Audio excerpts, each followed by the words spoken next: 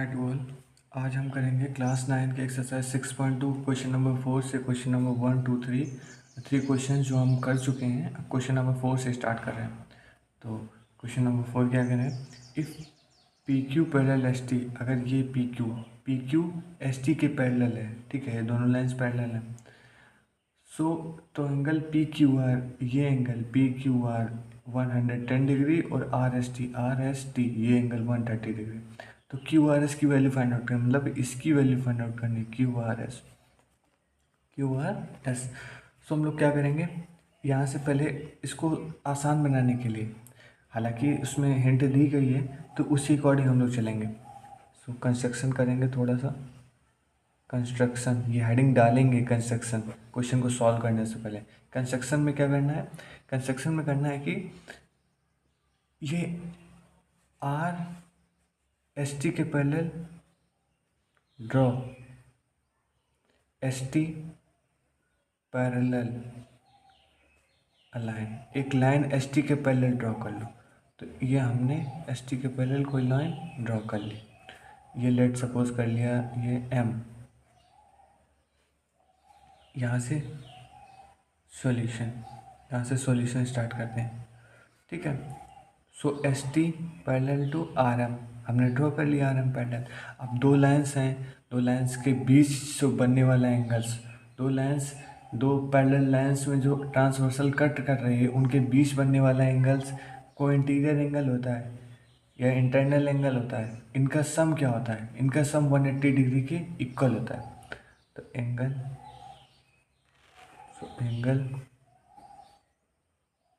Are S T plus angle S R M, ये angle और ये एंगल, ये दोनों का कितना सम होगा, 180 डिग्री। किस को इंटीरियर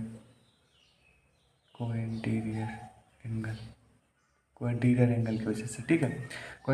तो आर एस टी की वैल्यू, एस आर एम की वैल्यू नहीं फाइंड आउट कर लेंगे, एस आर एम यहाँ आर एस टी की वैल्यू रख देंगे, पुट कर देंगे 130 डिग्री, और ये क्या कितनी आ जाएंगी, 50 डिग्री, ठीक है। नेक्स्ट एंगल, अब देखो, अब अगर P Q parallel, if P Q parallel S T और S T parallel R M, अगर पी क्यू एस टी के पैरेलल है और एस टी आर एम के पैरेलल है, so then P Q parallel R M, P Q R M के parallel होगी। यही होता है, राम बराबर श्याम और श्याम बराबर मोहन तो राम बराबर मोहन हो जाता है। तो ऐसे कर सकते हैं, ठीक है। तो इसके आगे क्या करेंगे, आप पैरेलल हो गए, तो जब पैरेलल हो गए तो ये ट्रांसवर्सल है, और ट्रांसवर्सल में ये एंगल अल्टरनेट एंगल, तो angle P Q R equal angle Q R M. कौन से एंगल्स हैं, अल्टरनेट एंगल्स, ये अल्टरनेट एंगल्स हैं, और अल्टरनेट एंगल्स हैं तो अल्टरनेट एंगल्स बराबर होते हैं, बराबर कर। लेकिन क्यू आर एम है क्या, क्यू आर एम सिर्फ यही नहीं है, क्यू आर एम ये पूरा है। तो ये पूरा एंगल क्या क्या बना रहा है, क्यू आर एस और एस आर एम, ये दोनों मिल के बन रहे हैं ना, ठीक है। तो हमें एस आर एम की वैल्यू पता है लेकिन क्यू आर एस की वैल्यू नहीं पता है। तो angle P Q R equal angle Q R S plus angle S R M. ये पी क्यू आर है 110 डिग्री, क्यू आर एस की वैल्यू पता नहीं, और एस आर एम की वैल्यू पता है 52 angle, then angle Q R S is equal to angle Q R S की वैल्यू कितनी आ गई, 60 डिग्री। यही हमारा आंसर आ गया। क्यू आर एस की वैल्यू फाइंड आउट करनी थी, देखिए क्वेश्चन क्यू आर एस की वैल्यू कितनी आ गई, 60 डिग्री। नेक्स्ट क्वेश्चन नंबर 5 क्या कह रहा है, क्वेश्चन कह रहा है अगर ए बी और सी डी पैरेलल है, ये दोनों लाइंस पैरेलल हैं, तो ए पी क्यू 50 डिग्री है, कह रहा है ये एंगल ए पी क्यू ये 50 डिग्री है, ये एंगल 127 डिग्री है। तो एक्स और वाई एंगल्स हैं, इनकी वैल्यू फाइंड आउट करनी है। तो सॉल्यूशन स्टार्ट करते हैं हम लोग।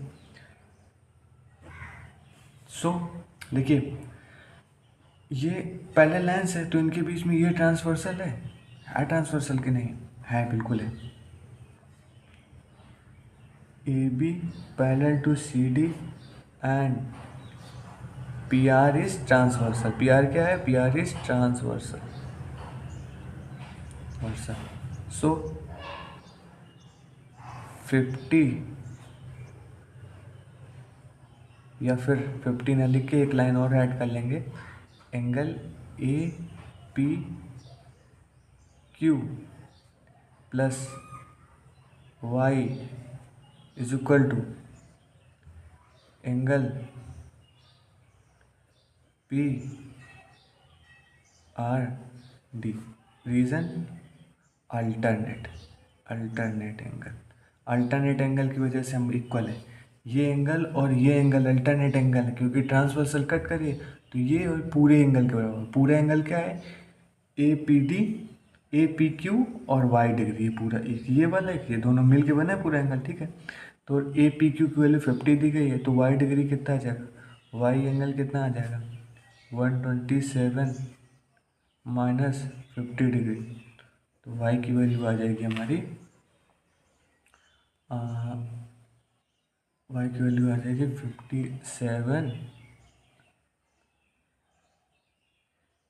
77 डिग्री, ठीक है। Y की वैल्यू 77 डिग्री आ जाएगी हमारी। देन इसके बाद क्या करेंगे हम लोग? इसके बाद करेंगे,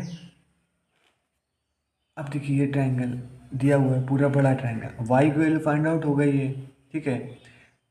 या तो हम लोग ये कर सकते हैं कि ये एंगल अल्टरनेट एंगल से लिख देंगे, तो ठीक है, अल्टरनेट एंगल ही बेस्ट है। So angle APQ equal angle PQR। Reason alternate angle के दिख रहे हैं ये। अब ये दोनों पैरेलल, तब ये ट्रांसवर्सल होगी, तो ये एंगल इस एंगल के बराबर होगा, तो अल्टरनेट एंगल से तो 50 डिग्री, तो x is equal to 50 degree. यही हमारा आंसर हो गया, ठीक है। क्वेश्चन नंबर, हम लोग चलते हैं 6 की तरफ। क्वेश्चन नंबर 6 क्या कह रहा है?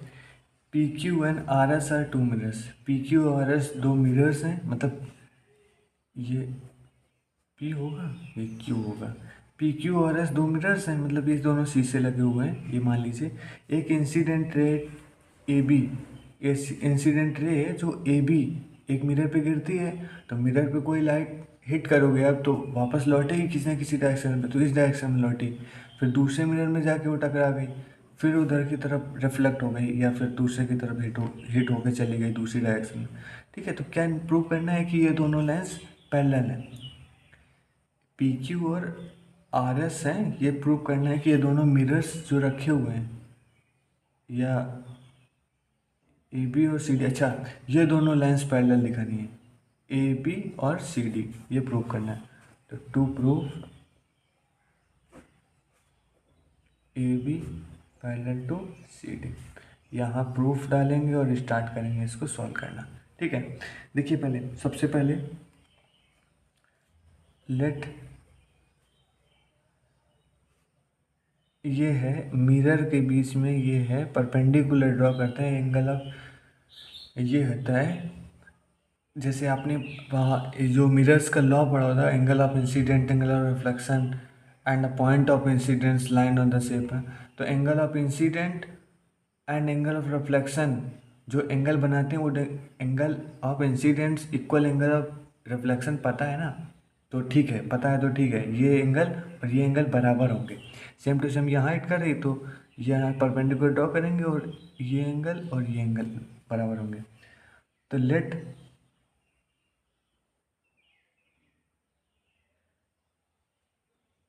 ABM इक्वल MBC कितने डिग्री, जो x लेट कर लेंगे या फिर x वैल्यू लेट कर लेंगे, सेम n इसको कंसीडर कर लेंगे, अच्छे से बना दे n। तो एंड और क्या करेंगे, BCN इक्वल NCD ये भी x डिग्री, ठीक है, ये भी x डिग्री लेट कर लिया। अब क्या करेंगे, अब हमें ये पता है कि अगर इस दोनों को पैरेलल बनाना है तो अगर ये एंगल और ये दोनों एंगल बराबर अल्टरनेट एंगल कर दें तो पैरेलल लाइन्स शो हो जाएंगी, या फिर पैरेलल लाइन्स होगी तो अल्टरनेट एंगल बराबर होंगे, वाइस वर्सा है ना। So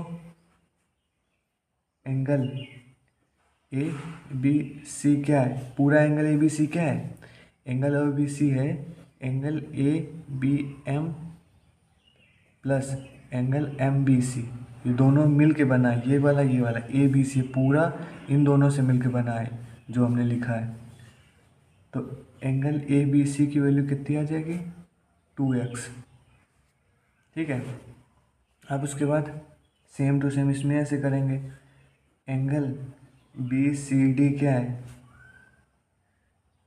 angle B C N plus angle N C D दोनों का, तो एंगल बी सी डी क्या है, बी सी डी भी 2x हो जाएगी। तो angle A B C equal angle B C D equal 2x, 2x दोनों बराबर हो गए, तो इससे सो